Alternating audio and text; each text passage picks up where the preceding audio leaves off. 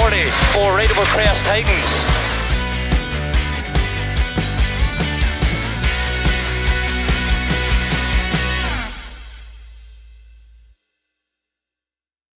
After a successful and highly anticipated launch in 2018, the Rally 2 Championship returned this season with some old and new events to challenge the crews. And it all started with the season opener, Rally North Wales, back in March. Let's head out onto those Rally 2 stages then, and it would be the lead through the morning for Ian Rowlands at Emir Hall. A good one as well, a minute's advantage at the end of the first 4 stages of the day. Behind Rowlands on the results was another Rowlands, this time John with Caron Tomlinson alongside. The family rivalry, always good to watch. Frustratingly for them, they were unable to keep up with our rally leaders though at this stage. Fairly unusual that as well, these two are usually neck and neck. And for Phil Burton and Dylan Thomas, it would be third. They round out the podium positions at this stage in the day as well, 22 seconds back from second position. Some early attrition for Henry Grean and Chris Ridge, the pair stopping before the third stage of the day with gearbox issues in the Escort. So we move further down the leaderboard then. It will be fourth at this stage for Warren Philliskirk and Max Freeman. The veterans just 5 seconds back from Burton in the podium places, and good to see that Philliskirk name back on the side of a rally car out on the stages. For Rudy Lancaster and Guy Weaver, it will be fifth at this stage. The time's close as well, just 8 seconds between them and Philliskirk up ahead. But if you thought that was close, they'd have to watch out from behind for Chris Gill and Tom Murphy, the pair on an identical time to Lancaster after 4 stages. The gap back to Andy Turner and Steve Harris would be a little bigger though. They lie around 4 seconds back on the results in that rear-wheel drive Impreza in 7th on the leaderboard. And just behind Turner on the leaderboard, Baz Jordan and Arwell Jenkins, 17 seconds back in that Avenger after 4 stages complete. For Phil Jobson and Chris Sheridan, it would be 9th. The Marquin Escort pair, a little way back from Jordan, but getting in position, ready for a chase through the afternoon. And rounding out the top 10 at this stage were Walter Henderson and Jim Kinlock, 15 seconds back from Jobson on the leaderboard at this stage.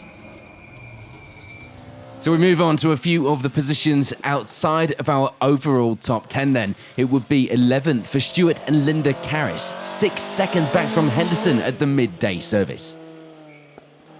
Bob Bean and Malcolm Smithson will be sporting a bit of damage on that Cortina in the opening stages. An overshoot in the morning to blame. Thankfully though for them, they keep going, lying in 12th at this stage. And rounding out our Rally 2 results, at this stage of the rally were Malcolm and Ron Mounsey in the Sunbeam. We are midway through the day then here at the first round of the series. The results at the top looking like this so far. We move then on to the afternoon stages here at Rally North Wales. There'd be no change for Malcolm and Ron Mounsey either, rounding out the leaderboard at the end of the rally. And indeed, no change either for Bob Bean and Malcolm Smithson. They get to the end of the rally with 12th overall. Thankfully, only slight damage from this morning's slight off-road excursion. Despite a big push, there was frustration for Walter Henderson and Jim Kinlock. A position lost through the afternoon stages, meaning they end the rally with 11th.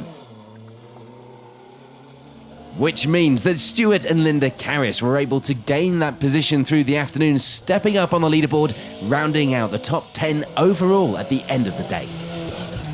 Things would remain the same, meanwhile, for Phil Jobson and Chris Sheridan through the afternoon. They end the rally with 9th place in the Escort. And it would be 8th to end the rally for Andy Turner and Steve Harris. They drop a position through these stages, but still a strong result here at the first round. That move for Turner would be to the benefit of this man, Barry Jordan, Arwell Jenkins alongside. They're on a big push, gaining a position this afternoon to end their rally with 7th place overall in the Avenger. And there'd be a bit of bad luck for Warren Philliskirk and Max Freeman. 2 positions lost through the afternoon would see them end the rally with 6th place overall, despite struggling though later in the day. Villiers-Kirk still showing that he's got what it takes. And as usual, one man's misfortune on the leaderboard benefits another. Chris Gill and Tom Murphy gaining a position and ending the day with 5th overall in that Mark 1. A similar story for Rudy Lancaster and Guy Weaver too. On the move, they climb up the leaderboard through the afternoon to take a 4th place finish here at the opening round. We move on then to the podium places, and there'd be no change at the top of our rally leaderboard. Phil Burton and Dylan Thomas ending the rally with that 3rd place that they'd started with this morning. 2nd in their class as well with this finish. And for John Rowlands and Karen Tomlinson, that 2nd place overall was still theirs to the finish. A strong end for the pair, also taking the open class victory as well, but it wasn't to be as far as victory was concerned. But that does mean it was a dominant performance from Ieuan Rowlands and Emil Hall, taking the opening round victory here at Rally North Wales, making it a family 1-2 at the top of our results this weekend. Confirmation then of the results here at the first round of Rally 2. That victory, of course, putting Rowlands at this stage at the top of our standings in the season. Yeah, and congratulations, first year in the Rally 2 Championship and your first win here at Rally North Wales, your home event. How's it been? Yeah, fantastic, over the moon. Started off this morning fairly rusty, even though Osh wasn't in the Rally 2 and things, but we wanted to be the first two-wheel drive as well, but struggled braking too early and wasn't on the rhythm this morning. And as the day's gone forward, we've been getting a bit more confidence and pushing a bit harder, and the time seems to be getting there.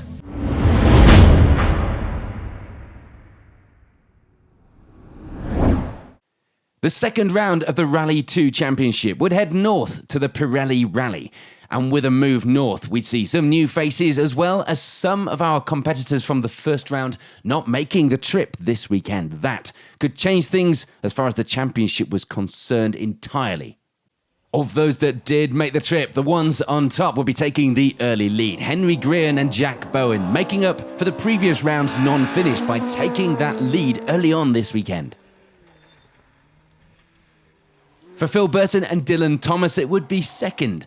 Already an improvement on their leaderboard from round 1 at this stage. They'd be looking to keep it here or even go one better. Only 2.4 seconds in that fight for victory at this stage. Rudy Lancaster and Guy Weaver would be lying in third. 12 seconds back from Burton with 2 more stages to go though, and they're grueling ones, anything could change.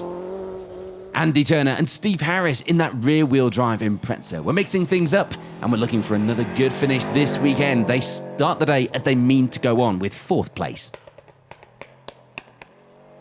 We see David Dobson and Steve Pugh joining us for the first time in the series this weekend in the Manta.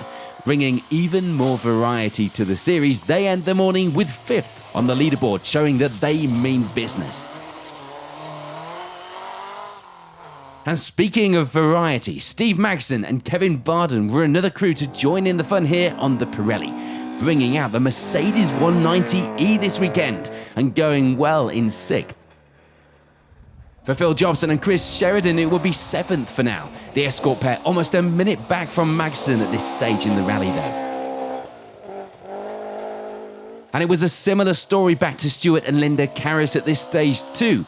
They end the morning with 8th place overall, around a minute to make up if they want to change that around.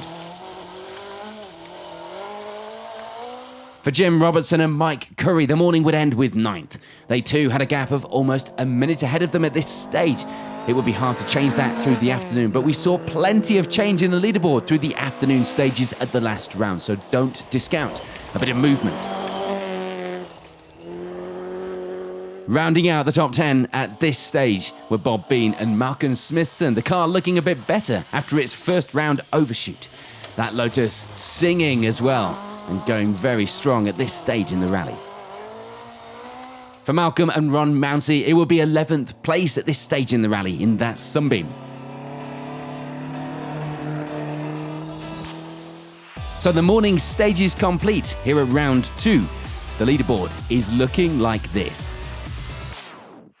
We head out onto the afternoon stages then, and we do sadly lose Malcolm Mounsey, meaning that Bob Bean and Malcolm Smithson round out the finishers with 8th place overall. There's frustration as well for Steve Maxson and Kevin Barden, losing a position at this stage. The Mercedes pair ending the rally with 7th place this weekend, but bringing out some variety and showing that it can do the business out there on the stages as well. That bodes well. We love to see different cars out here in these championships.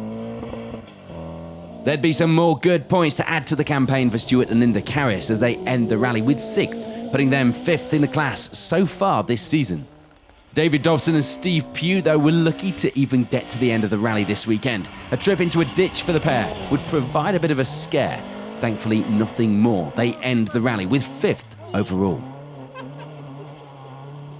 For Andy Turner and Steve Harris, it would be 4th, just outside the podium positions for this round, but some good points haul. The pair now 7th in the championship. And onto the podium places we go. It will be a 3rd place finish for Rudy Lancaster and Guy Weaver.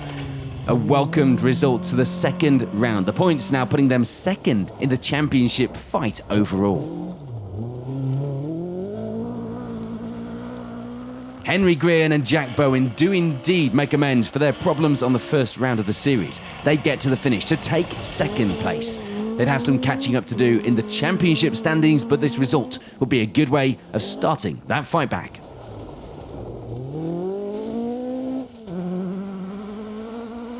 And all that means that it is victory this weekend for Phil Burton and Dylan Davies. They score maximum points here at the second round, putting them 5 points clear at the top of the standings at this stage in the championship.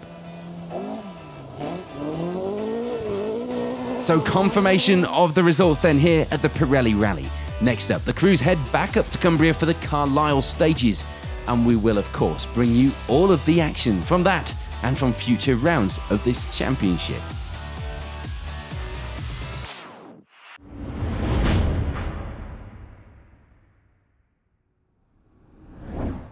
The 4th round of the British Historic Rally Championship would head south to the Margam Forest Complex and would be the last time on gravel for the series before a switch to the asphalt for the next few rounds. Steve Bennett leads the crews away from the start with Simon Webster next on the road. The entry list missing a few notable regulars, so it would be a chance for others to get their names on those results at the top of the leaderboard. On to the morning stages then, let's see how that leaderboard shapes up. It will be a good start for Simon Webster and Jez Rogers. They lead the way overall and in the category, opening up a 5-second lead at the midpoint of the event. For Steve Bennett and Ocean Owen, it will be 2nd, running first on the road, perhaps slowing them enough to lose those few seconds. But the fight was close going into the afternoon. For Rudy Lancaster and Guy Weaver, it would be 3rd, the pair going well to start the rally, leading the way in the G2 class as well. There was early frustration though for Ben Friend and Cliffy Simmons, the half shaft on the car breaking in the morning stages. Bad luck for the pair here in Wales. Things were starting much better though for Adrian Hetherington and Ronan O'Neill than last time out in Carlisle, looking to make amends for that non-finish last time out and going well with 4th here so far. And it will be a similar story for Josh Brown and Jane Edgington, also looking at getting some points on the board again after their round 3 retirement. They end the morning with 5th place as well as the D3 class lead. Alan Walker and Will Rogers certainly hadn't had a good season so far, hardly putting any points on the board whatsoever. So this weekend would be crucial. They'd be looking to change that look around. They end the morning with 6th place in the category. For Barry Stevenson, Wheeler and John Pickervance, it would be 7th. They too off the back of a non-finish on the previous round in Carlisle, which, as you can tell, had turned out to be a bit of a car breaker. 8th at this stage would belong to this man, Tim Freeman, Paul Williams alongside. Their first return to the stages since the opening round of this season. So it would be taking a bit of time to get back into the swing of things. Once they were, we and they will be expecting big things. Jonathan Brace and Paul Spooner joined the series this weekend. Too late in the season to make an impression on the championship results, but they were showing good pace nonetheless, 9th in the category at this stage. And rounding out a competitive top 10 were David Roberts and Di Jones, 2nd in the D3 class as well for the pair at the midpoint of the rally. Let's take a look then at some of the class positions outside of the top 10 leaderboard, and it would be the D4 class lead for David Kynaston and Val Thompson, the pair lying in 12th overall. For Malcolm and Ronald Mounsey, it would be the D2 class lead, the Sunbeam pair lying in 14th place on the leaderboard as well. So we're midway through the red kite stages. The leaderboard in category 3 is looking like this. On we go then to what we could expect to be eventful afternoon stages, and there would be a big change, but not on the leaderboard. It would be the weather, the rain coming down and changing the stages completely. For Malcolm and Ronald Mounsey, things would remain the same though. They end the rally with that D2 class victory, as well as 13th overall. Things, though, hadn't gone to plan for Barry Stevenson Wheeler and John Pickervance. They slipped down the stages and down the results, ending the day in 12th overall. Not the end to the rally that they would have wanted given their start, but it was at least a finish. For Ron Morgan and Tudor Jenkins, it would be 3rd in the D3 class, the pair ending the rally just outside the top 10 with 11th overall. We move on then to that top 10, and it would be a couple of places gained for David Kynaston and Val Thompson, fighting hard and rounding out the top 10, keeping hold of that D4 class to the finish. Phil and Mick Squires also gained some time this afternoon to end the rally with 9th in the category. There's no change in the D3 class though for David Roberts and Di Jones. They end the rally with that 2nd place in the class, as well as 8th on the overall category leaderboard. Jonathan Brace and Paul Spooner, meanwhile, make a good start in their late arrival to this championship, ending the rally with 7th place overall, as well as 5th in the class. And it would be a good return to the special stages too for Tim Freeman and Paul Williams, 4th in the class, 6th place on the category results overall here on the red kite stages.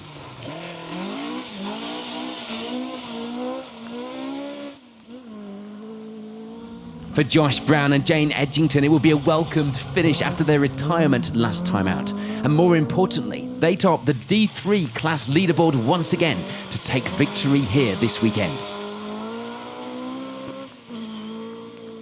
Things were looking to be back on track too for Adrian Hetherington and Ronan O'Neill.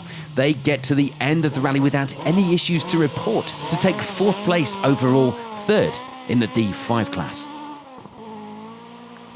We move on to the podium positions then, and it would be a strong end to the rally for Rudy Lancaster and Guy Weaver. Their best result, in fact, in the championship this season, and adding enough points to the board to leave this round 2nd in the championship point standings.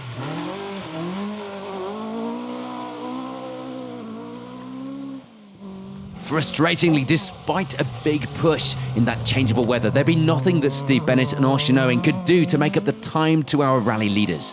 They would have to settle for 2nd place this weekend, but the points go towards 4th in the championship after as many rounds. But that means that for Simon Webster and Jez Rogers, it would be victory. A strong end to the rally, their best result as well. Points from round 4, seeing them rounding out the podium positions in the championship fight this season as well.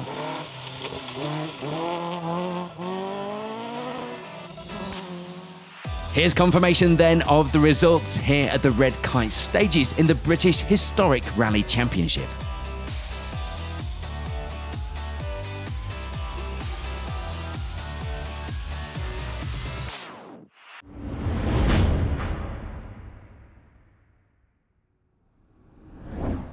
Category 2 on the Red Kite stages would see championship leader Stanley Orr leading the crews away. John Perrott and Chris Skill following the Northern Irishman into the stages this weekend. And indeed, over those morning stages, it would be the lead for Stanley Orr and Graham Henderson. A good start for the pair with half a minute's advantage at this early stage. The top of the podium positions at this stage will be mirroring the start list. John Perrott and Andrew Sankey lying second in the category for now. The pair also lying second in the C5 class with that pace. There's early frustration though. We lose Rory McCann and Tim Tugwell early in the rally. The Avenger pair not making it back out into the afternoon stages after complications. So rounding out the podium positions this morning will be Chris Brown and Ali Cornwell-Brown, third in the category as well as in the class for the pair at this stage. It will be the C2 class lead for Yorkshire pairing Stuart and Linda Carris through the morning stages. They lie in fourth place in the category as well. But frustratingly for them, despite pushing hard, they were a good way back from the lead after a maximum time on the opening stage of the day. So the morning complete. The results in Category 2 are shaping up like this. We head out onto the afternoon stages then, and tough stages they would be as well with changeable weather. Despite their issues, it would still be some good points in the bag for Chris Gill and Tom Murphy. Fourth in the category, third in class here this weekend. And it would be the class victory for Stuart and Linda Carris. Themselves thankful to get results. Still after the morning's issues, they end the rally with third overall in the category and, importantly, that C2 class win despite their issues. There wouldn't be any change above them on the leaderboard though. John Perrott and Andrew Sankey taking second place this weekend. A good end for the pair though. Some good championship points on the board even if they couldn't take that fight to first place. But that does mean it's victory for this man, Stanley Orr. Graham Henderson alongside. That win this weekend securing their place at the top of the championship results, not only in the category, but in the overall BHRC standings after round 4. So confirmation here then of the times on the Red Kite stages for 2019.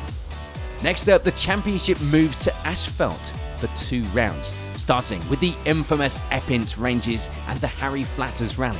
We will of course be there to bring you all of the action, and you'll see it right here very soon. In the meantime, thank you for watching the British Historic Rally Championship on special stage.